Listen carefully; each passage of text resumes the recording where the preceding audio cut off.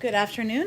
We have three guests joining us today. Secretary of Energy Jennifer Granholm, Secretary of Homeland Security Alejandro Mayorkas, and Deputy Secretary of Energy David Turk.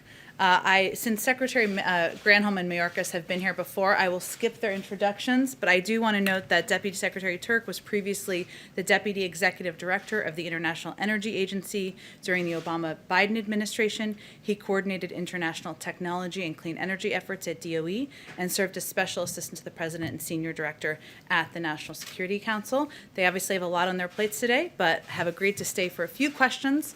With that, I will turn it over to Secretary Granholm. Thank you.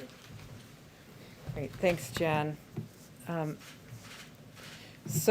The White House and the Department of Energy have been leading an interagency response to the Colonial Pipeline hack, and fortunately, the interagency response is bringing a lot of expertise and resources and authorities from across the federal government. We've been working around the clock since Friday to help Colonial, Friday night when we learned, of course, to help Colonial return the pipeline to normal operation as quickly and as safely and as securely as possible. I would note that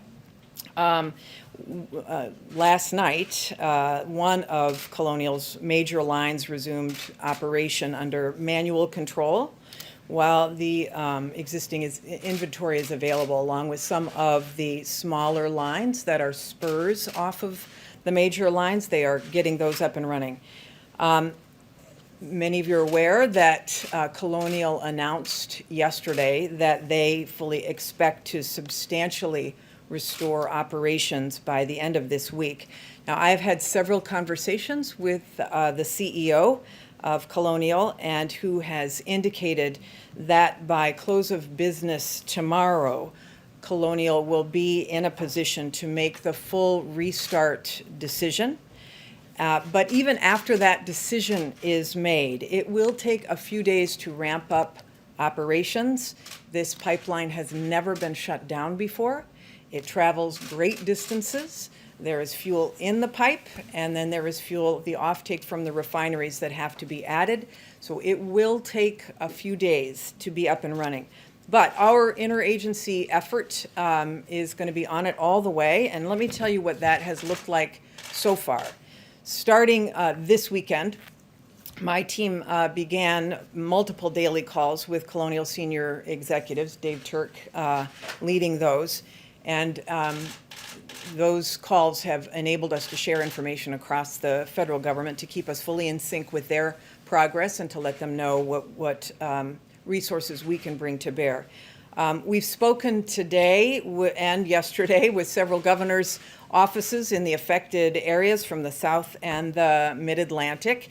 They're obviously understandably concerned with reports of gas stations running out of fuel, and they want this pipeline restarted, as do we all. We are going to continue to assess impacts along the East Coast and in particular the parts of the Southeast, using the information and analysis from the Energy Information Agency, which is part of the interagency combined effort, and other federal partners. We're using these conversations and that information to inform the federal decision making with our federal partners around steps to mitigate these supply impacts and disruptions.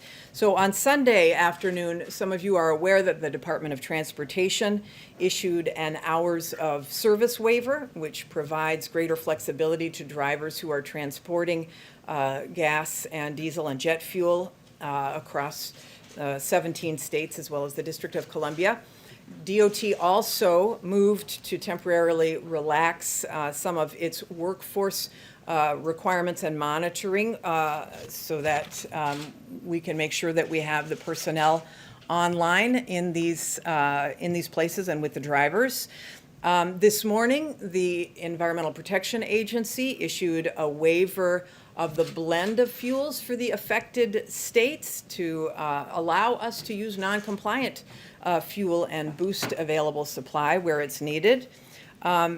Further, the Department of Transportation's Federal Rail Administration is working to enlist rail operators in an effort to transport fuel from ports inland to and from. And I spoke as well with Chairman Glick of the Federal Energy Regulatory Commission of FERC this morning.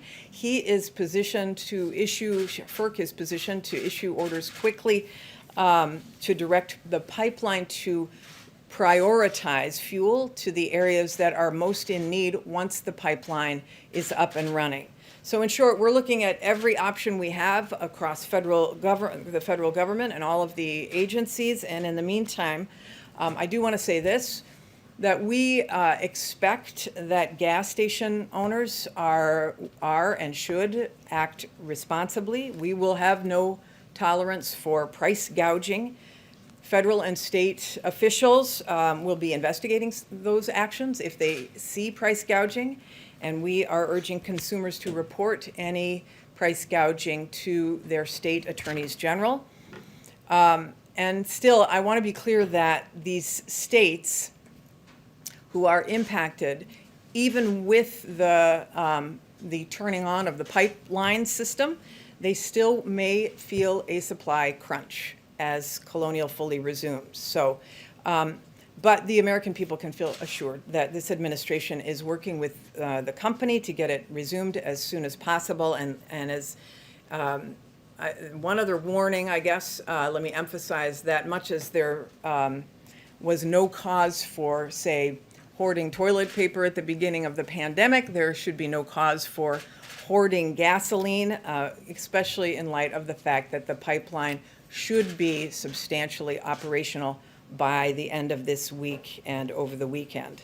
So at the same time, it certainly is a reminder that we need to take a hard look at how we need to harden our necessary infrastructure, and that includes cyber threats. And as Ann Neuberger, who was here yesterday and told you, this administration is taking an all-hands-on-deck approach to enhancing our cyber defenses, and Secretary Mayorkas is here to tell us a bit about what he's doing on that front. Thank you very much, Secretary Granholm. And let me pick up on something that the Secretary said that I think is very important to emphasize. On Friday, this ransomware attack became public. Saturday morning, the President was briefed and immediately directed an all-of-government effort. And immediately, we executed on the President's direction, the Department of Energy, the Department of Transportation, DOD, in terms of its logistics capabilities, the EPA, and of course, the Department of Homeland Security, and others.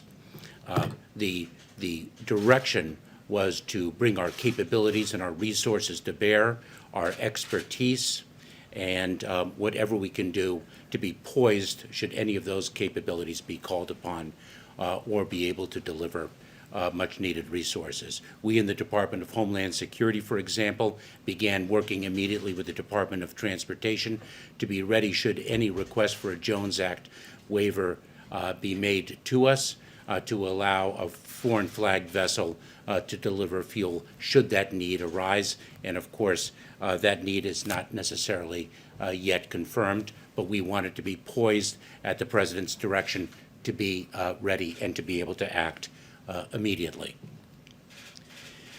The attack that Colonial Pipe suffered is a ransomware attack. That threat of ransomware is certainly by no means new. As a matter of fact, last week I spoke at an event sponsored by the United States Chamber of Commerce about the gravity of the threat.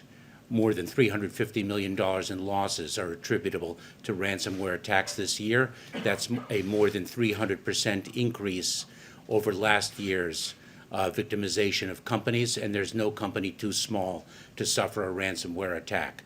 We are seeing increasingly small and medium-sized businesses suffer a ransomware attack, and we are bringing in the Department of Homeland Security our capabilities to bear through the Cybersecurity and Infrastructure Security Agency, or CISA, as it is commonly known. We are in the lead in the public-private partnership in an all-of-government effort to raise the cyber hygiene of private industry and, of course, within the federal .gov environment as well. We share information between the public and private sectors. We share best practices. We have cybersecurity directors to actually be on site at a company's facilities to assess it, to make recommendations, and to direct it with respect to voluntarily direct it to raise its cyber hygiene and how it can best do so. This threat is not imminent. It is upon us. The Colonial Pipe ransomware attack is a stark example of what we have been saying for some time now. And quite frankly, when I served as the Deputy Secretary of Homeland Security in the second term of the Obama-Biden administration, we were focused on it then. And so we are bringing our all of government effort at the President's direction to not only address the situation that is upon us today, that is galvanizing our attention, of course, but to really focus on critical infrastructure and what we can do to strengthen that critical infrastructure across our government and to make it more resilient to these types of attacks and to raise awareness so that everyone understands the need to prevent and be in a position to respond to these attacks. And I'll turn it over. Jen. And I'll just say we may pull up our Deputy Secretary here too in case we need him. Go ahead, Peter. Secretary Mayorkas, I'll follow up on what you just said a moment ago. The FERC chairman, to whom the Secretary referred to a moment ago, said yesterday there should be mandatory cybersecurity standards for pipelines. Do you agree, and is this administration going to try to put those in place? So our conversations within the administration are ongoing and have been underway with respect to what measures we need to take, both administratively and, of course, in a companion effort, the legislature to see how we can raise the cyber hygiene across the country. Peter. On a separate issue, Secretary Mayorkas, we have cameras today in Texas that are showing humongous groups of dozens or hundreds of migrants walking right into the country. So I'm curious what you meant last week when you said the border is closed. What I meant is precisely that. The border is closed. We are expelling single adults and families under the Title 42 authority that rests with the Center for Disease Control. We decided as an administration, in furtherance of the President's direction, to administer our immigration laws of this country in an orderly and safe and humane way, that we will not expel unaccompanied children. Mary. Secretary Granholm, you just acknowledged the possibility of a supply crunch. Can you give us a bit more of a reality check here? What kinds of shortages should Americans be bracing for? What kind of disruption on gas prices can Americans expect? First, let me just be really clear. The crunch is in the areas that are affected by the pipeline, the main spurs of the pipeline, so that really is the southeast. It's about 70% of the supplies of North Carolina, South Carolina, Tennessee, Georgia, and especially Southern Virginia are impacted the most. And so those are the areas that we have the greatest concerns with. And because of the fact that there's not a whole lot of other supply. Now, this particular pipeline also supplies other states, but there are other pipelines that supply other states as well, so there's more diversity. In this particular region, that's where we're going to see the crunch. And this is why we know that we have gasoline, we just have to get it to the right places. And that's why these next couple of days, I think, will be challenging. And we want to encourage people, it's not that we have a gasoline shortage, it's that we have this supply crunch, and that things will be back to normal soon, and that we're asking people not to hoard and know that we are all over this. Amar. Thanks. What does this say about the fragility of our national infrastructure, that one hack could do this, and could have been worse if the hackers had gotten into the operational system? Attacks on our critical infrastructure are not new. There are different levels of strength and resilience across the critical infrastructure enterprise, and that is why we are so focused on making sure that the cyber hygiene across the entire enterprise is strengthened. And remember, in cybersecurity, one is only as strong as one's weakest link, and therefore we are indeed focused on identifying those weak links, working with those weak links in the critical infrastructure enterprise, as well as throughout the private sector, and strengthening our country as a whole. This is not unique to the United States. Thanks, John. Secretary Granholm, can you give us a sense of the timeline on the Jones Act waiver that we just heard from the DOT about, and when will it go into effect?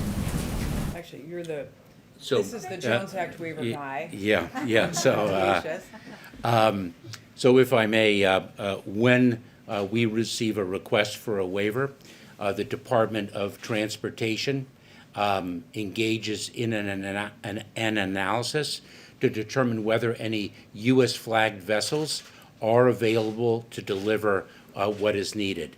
And if in fact they are, then of course they are called upon under the Jones Act statute to deliver accordingly. But if there are if there are not U.S. flags available, then we analyze the need for foreign flag vessels and apply the statutory requirements correctly. And of course, in a situation such as this, the work we already began precisely for this reason at the President's direction, to be ready and to be responsive with the urgency that the situation would require. So we are on it as fast as possible. Is there a timeline, Secretary? I know you're conducting a review, but what is the timeline? So we're going to move in lightning speed.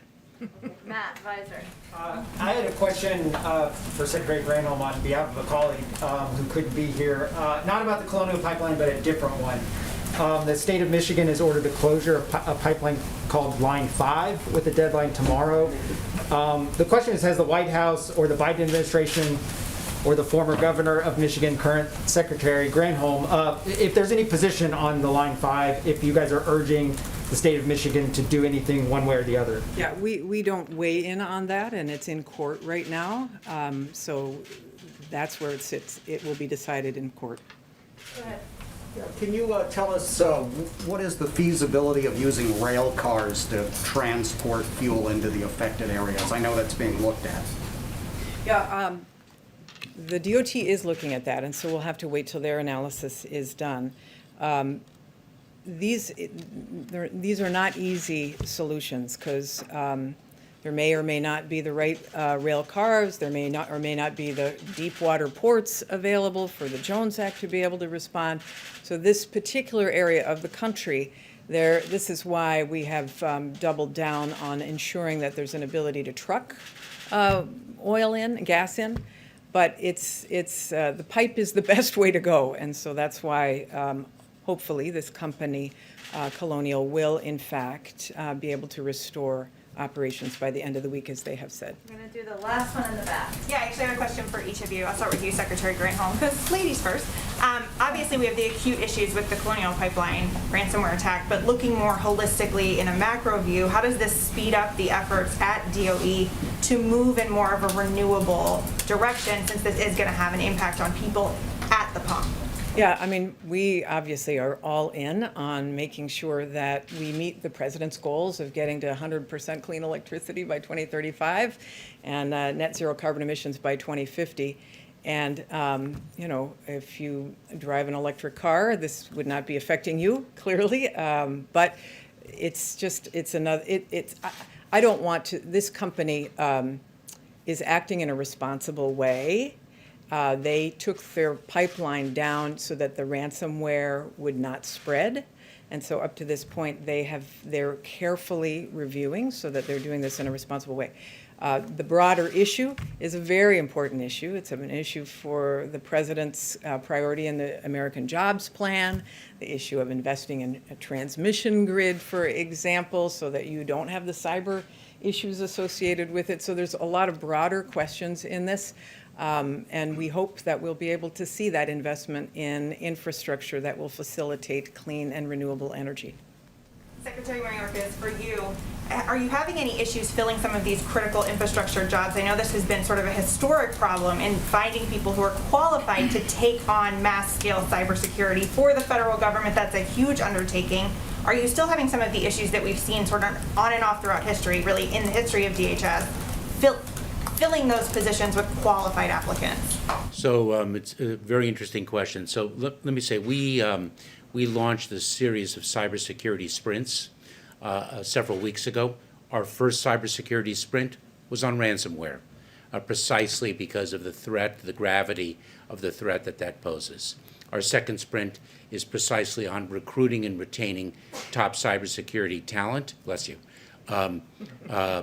Top talent, and we're very focused on that, and we're very focused on also achieving one of the president's critical directives to reflect a critical value, which is that our cybersecurity talent will achieve diversity, equity, and inclusion. Thanks. Thank you both. All right, thank you. Thank you very much. All right. Okay, I have a hard stop at 3 o'clock, but I wanted to, of course, bring the two secretaries here, and I know there's other things going on in the world, so we will get to as many questions as we possibly can. A couple of items at the top. The president announced this morning, or we announced this morning, that 1 million people have signed up for health insurance during the 2021 special enrollment period since it started in February. The president highlighted this milestone early this morning, and that Americans have until August 15th to gain affordable, quality health coverage through healthcare.gov. Thanks to the American Rescue Plan, 4 out of 5 people can buy a plan for less than $10 a month. Also today, as just wrapped before this, in our COVID response team's call, well, I guess that was before that, with our nation's governors, Jeff Zients announced that jurisdictions will receive close to 28 million doses this week, with 2/3 going to states and the remainder to federal channels. He also announced additional efforts to get America vaccinated, many of which you've seen out there. Free rides for Americans to vaccination sites from Lyft and Uber by May 24th and through starting May 24th and through July 4th. A new partnership with our federal pharmacy partners to support on-campus vaccination clinics at some of the nation's largest community colleges. More resources immediately available to states and jurisdictions to fund on-the-ground vaccination education efforts, including personnel costs. And this money can go to things like phone banking, door-to-door canvassing, pop-up vaccination sites in workplaces and houses of worship, which is especially pivotal at this stage we're in. And as we await hearing more from CDC and its recommendations, the team has also reiterated that the administration has already been working to prepare for youth vaccinations and ensuring we can get supply out as quickly as possible. Final item for all of you on the situation in Jerusalem and Gaza. The president has been briefed daily on developments in Jerusalem and Gaza. He just received another update before I came out here from the National Security Advisor. Since last week, he has directed his team to engage intensively with senior Israeli and Palestinian officials, as well as leaders throughout the Middle East. His team is communicating a clear and consistent message in support of de-escalation, and that is our primary focus. The president's support for Israel's security, for its legitimate right to defend itself, and its people is fundamental and will never waver. We condemn ongoing rocket attacks by Hamas and other terrorist groups, including against Jerusalem. We also stand against extremism that has inflicted violence on both communities. Jerusalem, a city of such importance to people of faith around the world, must be a place of coexistence. It is up to the officials, residents, and leaders to restore the city to a place of calm. The president and his team will continue to pursue the conditions for diplomacy, dialogue, and de-escalation, and protection of civilians, even as we work together with our friends to deter acts of violence and terrorism. We will also continue to support a two-state solution to the Israeli-Palestinian conflict. That is the only way to ensure the just and lasting peace that two peoples have struggled to achieve. We believe Palestinians and Israelis deserve equal measures of freedom, security, dignity, and prosperity. And U.S. officials in recent weeks have spoken candidly with Israeli officials about how evictions of Palestinian families who have lived for years, sometimes decades, in their homes, and of demolitions of these homes work against our common interests in achieving a solution to the conflict. In the coming days, as Muslims gather with family and friends to celebrate Eid, and Jews join together to mark the beginning of Shabbat, let us affirm that all people of faith deserve to enjoy these important celebrations without fear of violence and work toward peace and calm for all. With that, Amr, go ahead. Thank you. There's a new AP poll that shows that just 11% of people who remain unvaccinated say they definitely will get the shot, while 34% say they definitely won't. Are we getting to the point where the well of persuadable folks is running dry? And what does this mean for the goal of 70% by July 4th? And then more broadly, what does it say about our country that a meaningful share of Americans don't want the vaccine, even as so many other countries are so desperate for it? Well, first let me say that the good news and what we've seen in the data over the past several months is that the more people get vaccinated, the more confidence increases, and the more people then want to get vaccinated. So we are still at war with this virus. We have a lot more work left to do. We set a goal, as you noted, a new goal of getting to 70% of adults with at least one shot by July 4th. And we're trying to build on the lessons we have learned along the way. So our primary focus is on helping make it easier to get vaccinated, helping workers get time paid off, get paid time off, more pop-up units and walk-up sites, including to be able to walk into pharmacies and get vaccines, launching vaccines.gov. And we're also working to increase vaccine confidence. And this goes to the heart of what you're talking about here. Now, if you look back to December, January, just when people were just starting to get shots, the percentage of people who were willing to get shots or excited about getting shots in the country was below 50%. You know, we have made great strides since then, great progress. And that is not, as we look at the data, just by political persuasion or by demographics or even geography. We've seen increases in confidence across groups. We knew that it would continue to get harder as we proceeded along, right? As we got to a point where the supply exceeded the demand. But our focus has been on investing $3 billion in state and community-based organizations, ramping up targeted paid media efforts in multiple languages, building a grassroots network of family and friends. So a lot of what we were talking about being able to have door knockers and people making phone calls, canvassing, you know, it reminds me a lot of what you do as a grassroots organizer, because that's the phase we're in and what we're going to need at this point. And ensuring equity, deploying more mobile units, expanding our community health center program, providing transportation. Long story short, we have always known we would reach this point where it would become more challenging. That's why we've been preparing to put all of our resources, many of our resources, in addressing that and reaching the hardest hit and meeting people where they are. And just to briefly follow on that, I know the president has said he might not be the best spokesperson for some of these groups, but now as the unvaccinated is getting smaller, is now the time to use his weight and for the White House to be more out there and pushing people that haven't got their shots to get their shots? Well, I think you all hear from the president quite frequently on the importance of getting vaccinated and the efficacy of the vaccine and the benefit of getting vaccinated. And you also hear multiple times a week from our health and medical experts. So the point he's making is not that he should hold back or pull back. In fact, I think we've had him out there quite frequently. It's that we can't become so dependent on having it be only the voice of a president or even the voice of famous people out there, or people we think of as famous, as being the ones who will magically turn the switch to increase confidence. What we've seen in nearly every study, internally but also externally, is that it is local doctors, it is local medical professionals, it's primary care physicians, which is why we've increased our partnership there, that is going to increase confidence in communities, which is also similar to grassroots organizing, right? If your neighbor says, I got the vaccine, I had a little bit of a headache, but I feel pretty good, and now I'm vaccinated, and now I can go have dinner outside, go to a restaurant. That's going to be more impactful than seeing a television ad, and that's where we're putting our resources.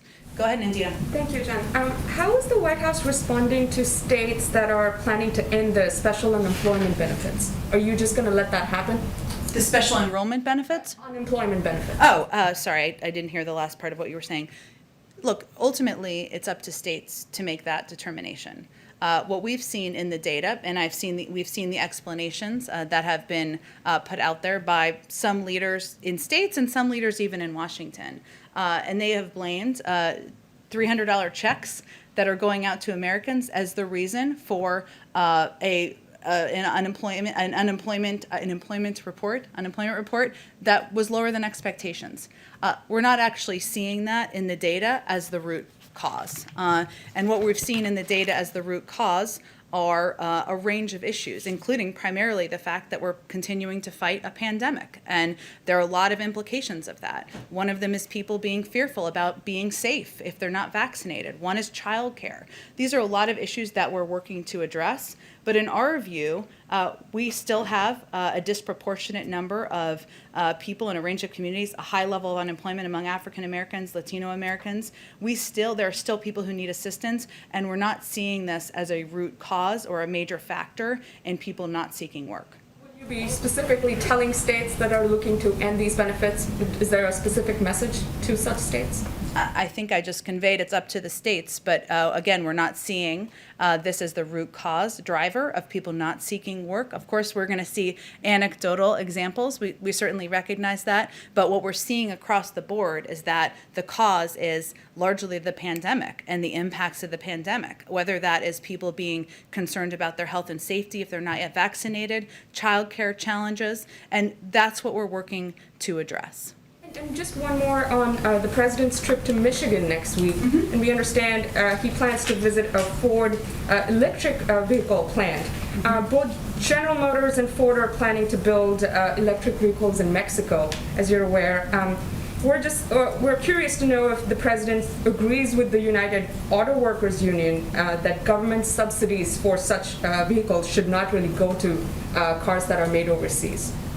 Well, first, I would say that we're honored that we're looking forward to going to visit the Ford Motor Company and to see the F-150 Lightning and the exciting technologies that make it possible. And the president's going there because electrifying America's best-selling vehicle, or electrifying America's vehicles is an important part of his priorities, an important part of his focus. That's why he's going to visit the site, but I don't think I'm going to weigh in on that further. Go ahead, Peter. Jen, let me ask you, the state of California right now is projecting a budget surplus of roughly $76 billion, such that the governor of that state is now wanting to deliver checks of roughly $600 to everybody making less than $75,000. As you know, this all comes against the backdrop of those $350 billion from the American Rescue Plan being handed out to states and local governments. So did the White House overestimate how much money would be needed? California itself gets $42 billion out of the deal.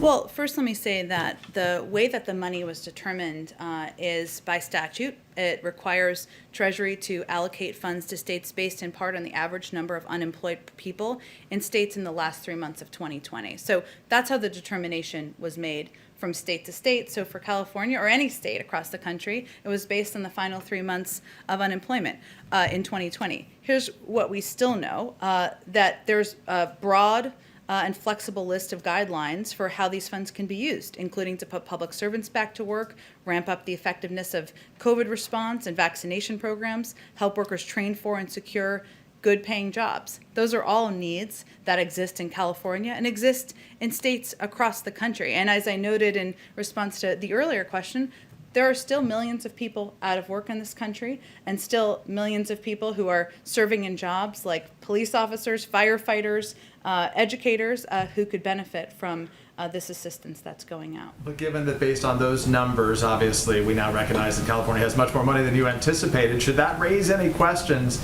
for critics of how much money the president wants to spend on the upcoming proposals, including the infrastructure plan as it relates to social programs? Well, first, I would say that a core of the infrastructure, the American Jobs Plan, is on rebuilding infrastructure around the country that we all know is outdated, whether that is bridges across the country, whether that is roads and railways that there's agreement among Democrats and Republicans, including many in Congress, that needs to be invested. Those investments are necessary. Things like redoing our lead pipes around the country, which will ensure kids have clean drinking water, will also create jobs. So what that proposal is about modernizing outdated infrastructure, doing it in a way that brings us to the 21st century and helps us compete with China. That is a big long-term investment and one that the president certainly stands by. Other people ask a question, so let me ask one last one, which is there's a big vote here in Washington, though, that's going to take place tomorrow morning among the House Republicans, right? Do you believe that Elise Stefanik's likely election to House leadership will diminish or will help the prospects for bipartisanship in Washington?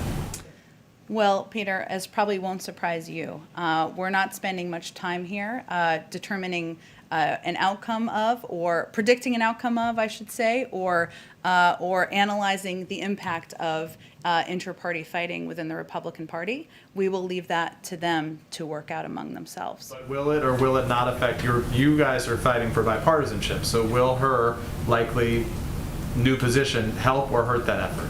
At no point is our effort to fight for bipartisanship about being an arbiter or a mediator between inter-party fighting in the Republican Party. You know, the president has invited tomorrow, same day as the vote, he's invited bipartisan leaders to come to the White House to have a discussion about where we can find common ground and how we can work together. And that's an example of how he feels he can represent the American people, pursue an agenda that would help benefit people, whether they voted for him or not. So we'll let the inter-party squabbling happen at the table over here, and at the table over here, or a smaller table in the Oval Office, we're going to have a discussion about how we can work together. Thank you. Go ahead. Thank you. Two topics, I'll go quick. Is the White House rethinking their opposition to new pipeline projects since one really important one goes offline and gas stations start running dry? I wouldn't say we look at it through that prism, Peter. We look at it, we analyze both the impact, the economic impact, as well as the environmental impact. And that will certainly remain the case, but we look at each pipeline project individually. And you mentioned that environmental impact. If the solution for this pipeline going offline is for oil producers to start using rail cars and oil tankers as floating storage, and for the EPA to start letting gas stations sell lower quality fuel that is not as clean burning, how is the president showing U.S. climate leadership?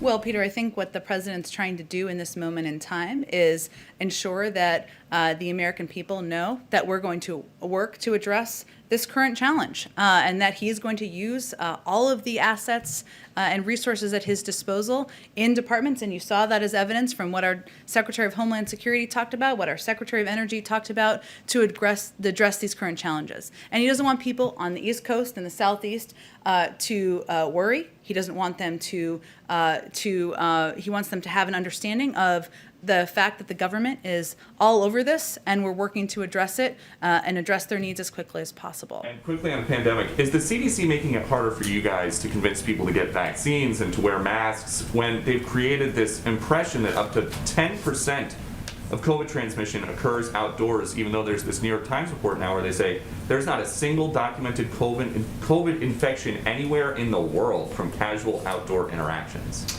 Well, I believe Dr. Walensky addressed this in the Senate hearing this morning, and she pointed to a collection of scientific studies that set that number, that they relied on, that set that number at less than 10%.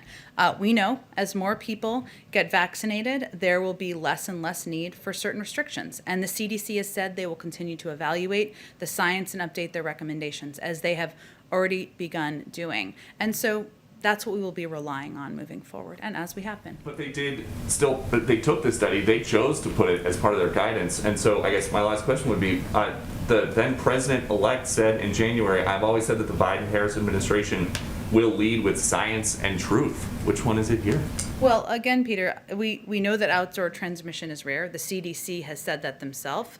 I would certainly refer you to them on their, and the scientists and experts there, the scientists, the leaders in data analysis, to get to the heart of what they look at. But Dr. Walensky referred to several studies that provided that data and that information, and that's what they look at there. Go ahead, Mary. Thanks, Jen. On the pipeline, the president has talked about needing to give financial support to protect critical infrastructure, but his infrastructure plan doesn't explicitly outline any funding for cybersecurity. So what kind of investments, if any, in cybersecurity would the president like to see included in an infrastructure bill to prevent future attacks like this?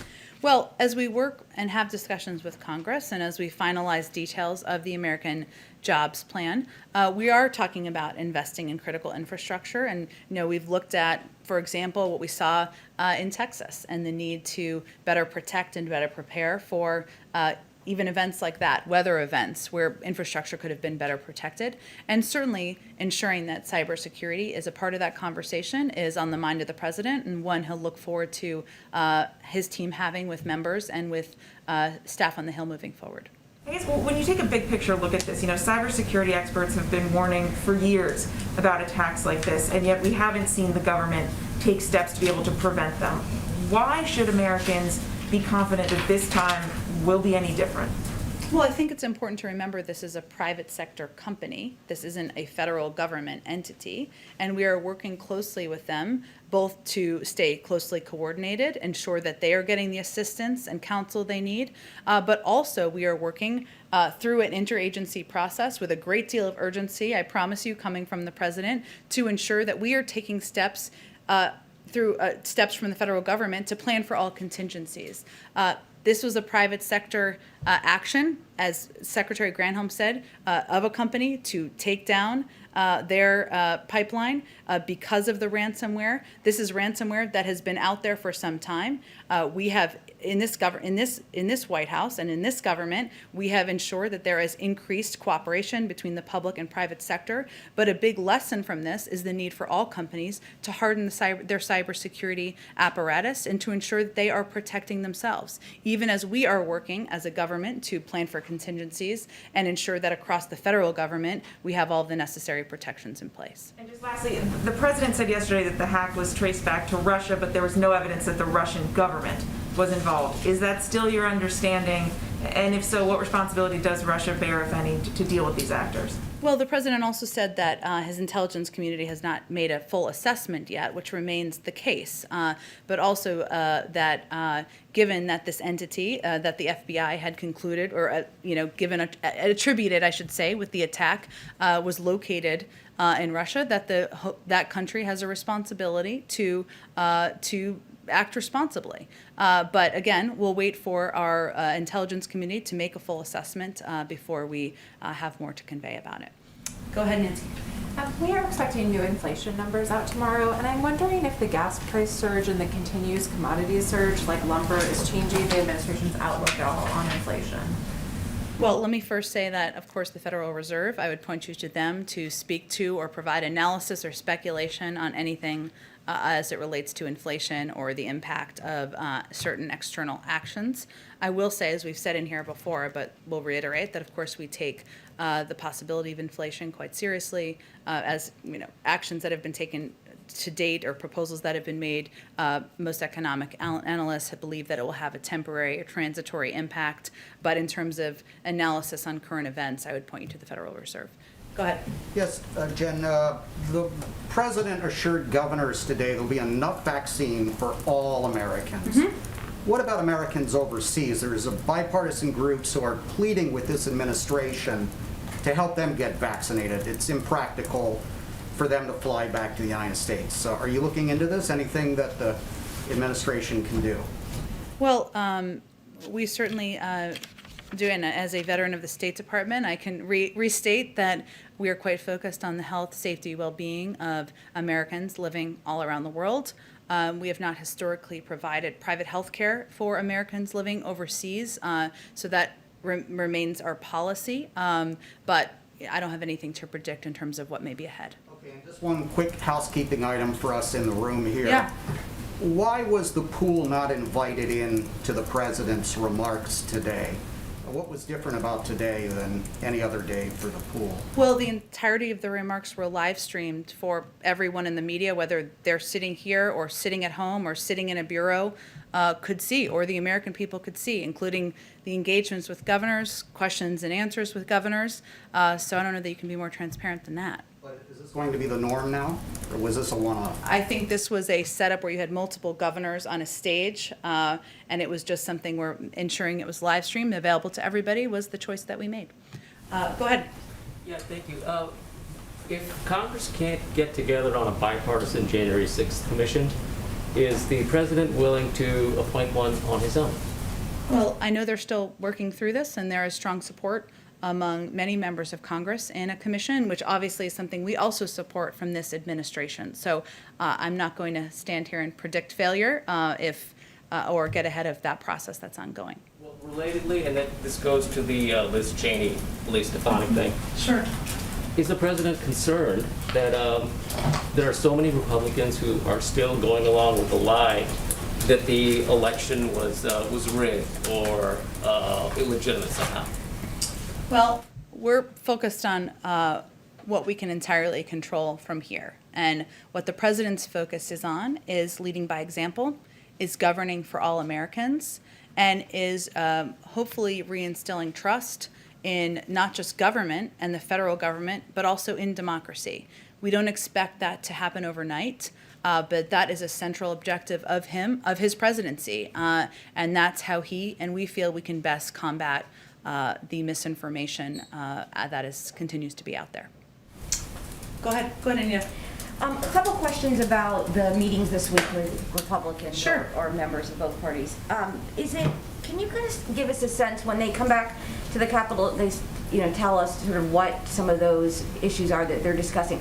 What is your perspective on, is the number one issue the size of the package at this point? Is it how to pay for it, or is it specific proposals that are in it? You mean in terms of disagreement between? That need to be worked out, issues that need to be resolved. Well, I think it's pretty clear that most people, not only in the country, but also even in elected office, believe that our infrastructure is outdated, believe that we need to create jobs, believe that we need to compete with China. Those are all areas where, frankly, Democrats and Republicans have worked together for decades, and we are working on some different pieces of legislation in Congress now. So a lot of the disagreement is around how to pay for it. President has proposed how to pay for all of his proposals. There's obviously a difference of opinion on that, but I think that's probably one of the central pieces. Okay. And then just on the timing of this, I know you have in previous briefings not really talked about the timing too much. People are using Memorial Day or the end of May. I've talked about it many times, but You said the summertime, right? I've said progress by Memorial Day and hope to sign it by the summer. And when asked about progress, I just want to understand what that means. So does that mean by Memorial Day, the talks will stop and the president or Democrats will try to move forward, or will the bipartisan discussions continue? I don't think we can make that assessment quite yet, Anita. I think what we're looking at is we want to see if there's an opportunity to work together, but it doesn't mean we stop then. It just means we will be able to assess at that point where things sit, where we go from there. But as you know from covering these sausage-making, bill-making, policy-making extravaganzas, usually there's talks right until the very moment when something's passed. So I would expect they would continue until that moment. Really quick, to clarify just what Steve was saying, was the entirety of the president's remarks with the governors, the virtual remarks, a live stream? Is that what you were? I believe it was. I mean, it's hard to tell when the... Were you not online or? We were watching from here and then the briefing began, so I couldn't really tell. We didn't start the briefing until it concluded. Okay, go ahead in the back. So tomorrow's meeting, obviously you want to find areas of common ground. What specifically is on the agenda? What issues are you going to be talking about? And what are you hoping is going to be the outcome of that meeting? Sure. Well, let me first say that there are a lot of ways to approach a meeting like this, as you know. And the way the president is thinking about it is that you could spend the entire meeting talking about areas of disagreement. There's no shortage of those. Or you could spend it seeking opportunity for common ground, and he's going to choose the latter. And so his hope is that this can be a discussion about where we can find common agreement, where there's an opportunity to work together moving forward. There has been a discussion about infrastructure, investing in infrastructure, the importance of modernizing infrastructure. There's been different proposals out there. Obviously, we also have a meeting on Thursday with a number of Republican senators to discuss exactly that. I'm certain that creating jobs and that will be a part of this discussion. But also, there's areas where we've worked together, or there's shared concern, whether it's addressing the semiconductor chip shortage or ensuring that we are preparing the American workforce to compete. I know we expect that members will come with different items on their agenda, and the president just looks forward to having a constructive meeting because he knows that there are common values among Americans, and that if we just spend all of our time competing and snipping at each other, we can't help address the challenges we're all facing. Two quick things. Is the George Floyd Policing Act part of that conversation tomorrow? Obviously, the president set a pretty tight deadline for that, and there is bipartisan movement, so I was wondering if that may be something that would come up tomorrow. There are negotiations, as you know, that are ongoing on a bipartisan manner. I expect once the meeting concludes, we'll give you a sense of what the topics are that ended up coming up in the meeting. And secondly, it's been more than 3 months, almost 4 months since the president took office. I think this is the first time he's going to have spoken to Congressman McCarthy. He spoke with him around the joint address as well when he was there. Why just sit down with them all together now for the first time? It's been a while. Why is it taking this long in his term to do that? Well, I would say, I don't have the numbers in front of me, but there have been dozens of members of both parties here sitting in the Oval Office, having meetings directly with the president, and far more than that, probably in the hundreds, having engagements and discussions with senior members of the White House team. This is an opportunity to sit down with leaders from both parties, have a discussion, again, about common ground, how we can work together moving forward. He did talk to him around the joint address, but the president also knows from being in the Senate for 36 years, you're going to work with and have discussions with a range of members. Hence, we have the meeting on Thursday to do that exactly. Okay, I'm going to wrap this up in a second. Go ahead, Matt. I just wanted to follow up quickly on the McCarthy aspect. Yeah. Because tomorrow he is having a vote with House Republicans to oust Liz Cheney because of her I've heard challenge. that. And just shortly after that, he is coming to the White House to meet with President Biden. And does he not feel that what McCarthy is doing just before he comes to the White House is undermining his presidency, his legitimacy? I mean, does he not intuit any of that, or is he completely overlooking that to meet with him? And did he consider not having McCarthy come? No, here's what I can assure you. The focus of this meeting is not on the future of the Republican Party. They are neither seeking nor is he offering his perspective on that. And it is not going to, nor will they resolve the identity of the party, who they are and what they will stand for. That won't be resolved in this meeting. The president knows that you have to work with leaders, with members of both parties. You're going to have disagreements, and maybe you're going to find some areas of common ground. So hopefully in this meeting, they can have a discussion and decide, hey, are we all for infrastructure investment? Do we think we should create more jobs? Are the roads and rails and bridges in your state or your district outdated? Well, let's figure out how to work together moving forward. And that's what he hopes to focus the meeting on. Quickly, just for a colleague who couldn't be here, you had mentioned earlier about trying to instill confidence in the vaccine. Is the White House doing anything on the flip side where there's misinformation from pundits, from outlets, from entertainers, whoever, to try to combat that misinformation, reaching out to those people, those outlets, or anything to try to push back on any misinformation around vaccinations? Certainly we do. And now there are different layers of that, right? As you all know, we're not shy if we disagree with something in your reporting. Hopefully we do that in a classy way on our best days. But we certainly do that. There's a lot of information that's flowing out there, and it's not all that misinformation is malintent, and we don't always see it that way. What our focus, though, is on is ensuring, we're investing $3 billion, right, in empowering and engaging local voices, also in a paid media campaign of our own, ensuring that accurate information is coming not just through paid channels or even earned media channels, but also through local trusted voices. And that is what we have seen is the most effective in breaking through. I'm just going to go, because I know you're not here all the time, so we'll end with you. Go ahead. Thank you so much. So I have two very quick ones. The first one is, I want to look forward past tomorrow to the Thursday meeting. Sure. Senator Shelley Moore Capito of West Virginia has said that $586 billion, her proposal for infrastructure, is a starting point. She seems open to negotiation even ahead of that meeting. Has the president considered maybe meeting halfway on the hard infrastructure that Republicans sort of want to narrow in on, or is he still kind of working in what way he wants to make that work? Well, the president is quite open to a range of vehicles and mechanisms for moving his ideas forward. And he has said from the beginning that he is open to having that discussion, open to compromise, appreciates the fact that the Republicans, led by Senator Capito in this case, have put forward a proposal. And negotiation and compromise is about exactly that. So that's encouraging, and hopefully that will set the tone for the meeting on Thursday. My last very quick one is about the markets. I work for Cheddar News, that's what we do. Yes, good. So, looking at the markets today, things aren't going well, but I actually want to talk about a different type of market, which is the crypto market. The crypto market has been incredibly volatile. No one is surprised by that, but it has also surged, right? We've seen Dogecoin, kind of a fake currency, do incredibly well. People have made a lot of money. Is the president at all concerned about the opportunity for huge gains and huge losses, and therefore looking at regulations similar to what we see with the SEC for that crypto space, because it is still very unregulated? It's an excellent question, and we certainly refer to our regulatory agencies and to our Secretary of Treasury on oversight, not just oversight, I should say, and on looking at and their advice and counsel on the markets, including the cryptocurrency markets. Thanks so much, everybody. Thanks, Dan.